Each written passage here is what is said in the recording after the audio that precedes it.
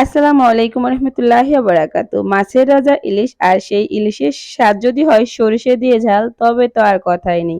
বাঙালির দুপুরে খাবারে এক টুকরো ইলিশ মাছ মানে অন্যরকম তৃপ্তি। আজ আমি আপনাদের সাথে শেয়ার করব খুব সহজ পদ্ধতিতে তৈরি করা দারুণ এক ইলিশ মাছের রেসিপি। তো সবার আগে আমি এখানে ২ টা মাছ নিয়ে নিয়েছি। তো এখান থেকে এতগুলো মাছ আমার লাগবে না। মাছগুলোকে আমি এ মানে কুটে নেব। আমার কাটা হয়নি, মাত্রই আনছে মাছগুলো। তো এগুলোর আঁশটা আমি এভাবে ছাড়িয়ে নিয়ে তারপর কুটে ধুয়ে পরিষ্কার করে নিয়ে তারপর আপনাদের সামনে আসতেছি।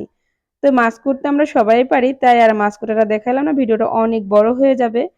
তো সরষে ইলিশ রান্না করতে সবার আগে আমার যেটা লাগবে সেটা হলো সরিষা। আমি এখানে সরিষা নিয়ে নিয়েছি প্রায় ৩-৪ চামচ, আপনাদের পরিমাণ মতো নেবেন। আর আমি এখানে কোনো কালো সরিষা দিব না, আপনারা চাইলে দিবেন। কালো সরিষার একটু ঝাঁজটা বেশি হয়। আর কালো সরিষার ঝাঁঝালো ঝাঁজটা আমি নিতে পারি না, সেজন্য আমি দিলাম না, আমি স্কিপ করলাম। আর এই সরিষাগুলো অবশ্যই কিন্তু অনেকক্ষণ ভিজিয়ে রাখবেন। এর গায়ে অনেক মাটি থাকে। তারপরে এই টিপস হলো কি, এই যদি আপনি কালো সরিষা নেন তাহলে ওটা তিতা থাকে। আর অনেকক্ষণ ভিজিয়ে রাখলে তিতা ভাবটা চলে যায়। তো তারপর আমি এখানে ৩-৪ টা কাঁচামরিচ দিয়ে আর লবণ দিয়ে এটাকে বেটে নিব। আপনারা চাইলে ব্লেন্ডারও করতে পারেন। তো সবার আগে আমি এই সরিষা ইলিশের মেইন যেটা, আপনি অবশ্যই একটু হলুদ আর লবণ মাখিয়ে এটাকে রেস্টে রেখে দিবেন অন্তত ১৫ থেকে ২০ মিনিট।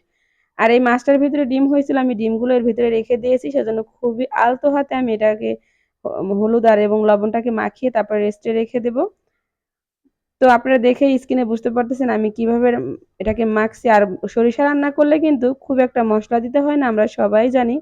খুবই অল্প মসলায় কিন্তু সরিষা ইলিশ রান্না করতে হয়। তো এটাকে রেখে দিয়ে আমি চলে গেলাম রান্না করার জন্য। আর সরিষা ইলিশ রান্না করার সবসময় চেষ্টা করবেন সরিষার তেল দিয়ে রান্না করার জন্য। এখানে আমি সরিষার তেল দিয়ে দিলাম প্রায় ৩-৪ চামচ।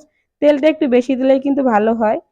আর এখানে আমি দিয়ে দিলাম ৩-৪ চামচ পেঁয়াজ বাটা। আমি এখানে বাটা পেঁয়াজ দিলাম। আর আমার এই কালো জিরা দিতে ভুলে গিয়েছিলাম, তাই পেঁয়াজ নাড়া দেওয়ার আগে আমি এক সাইডে কালো জিরাটা দিয়ে একটু নেড়ে-চেড়ে নিলাম যাতে একটু ভাজা হয়। এরপর আমি খুব সুন্দর করে এই পেঁয়াজ এবং কালো জিরাটাকে ভেজে নেব। আর পেঁয়াজটাকে কিন্তু একটু অবশ্যই ভেজে নেবেন। পেঁয়াজের গায়ে কিন্তু একটা কাঁচা গন্ধ থাকে। অনেকে আবার সরিষা ইলিশ রান্না করলে পেঁয়াজ বাটা দেয় না। তবে আমি এটা দিলাম। এটা দিলে কিন্তু আমার কাছে বেশ ভালো লাগে। এরপর আমি এখানে দিয়ে দিলাম হলুদের গুঁড়া এবং মরিচের গুঁড়া। আমি আর কোনো মসলা এই মুহূর্তে এখানে দেব না। তো আমি এখানে কিন্তু কোনো রকম জিরার গুঁড়া, ধনিয়ার গুঁড়া এটা কোনোটাই দেইনি। আমি সামান্য একটু লবণ দিয়ে আর পানি দিয়ে এখানে দিয়ে দিলাম। শুধু হলুদের গুঁড়া, মরিচের গুঁড়া, লবণ এই দিছি। আর লবণটা কিন্তু অবশ্যই বুঝে শুনে দিবেন। কারণ আমরা কিন্তু সরিষা বাটায় লবণ দিয়ে বাটছি। সেজন্য এখানেও অল্প পরিমাণ দিবেন, পরে টেস্ট করে আবার দিবেন। তো এই মসলাটা যখন কষানো হয়ে যাবে তখন আমি ইলিশ মাছগুলো এখানে দিয়ে দেব।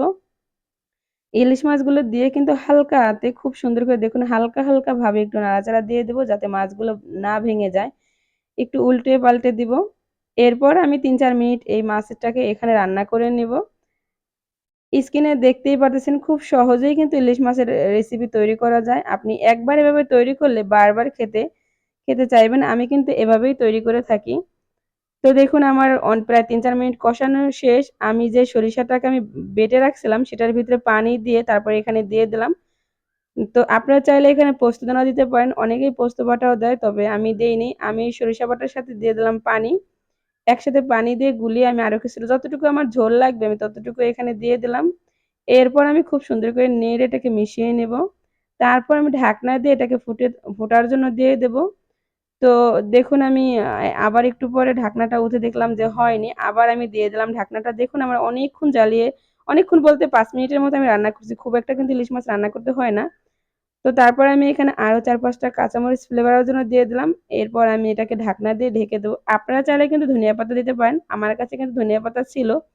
ধনিয়া পাতা দিলে যে ইলিশ মাছের যে মেইন ঘ্রাণটা সেটা পাওয়া যায় না। আমি ধনিয়া পাতা বা জিরার গুঁড়া কোনোটাই এখানে দেই নাই। আমি মাছগুলোকে হালকা হাতে আবার একটু উল্টে দিয়ে আমি আরো প্রায় ৩-৪ মিনিট এটাকে রান্না করে নেব।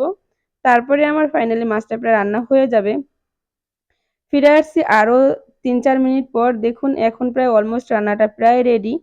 চুলার জালটা নিভানোর আগে আমি এখানে এই চামচ থেকে ২ চামচ সরিষার তেল, কাঁচা তেল এখানে দিয়ে দিলাম। এই তেলটা দেওয়ার কারণে কিন্তু আপনার রেসিপির স্বাদটা আরো দ্বিগুণ বেড়ে যাবে। আপনারাও চাইলে এই টিপসটা ফলো করতে পারেন।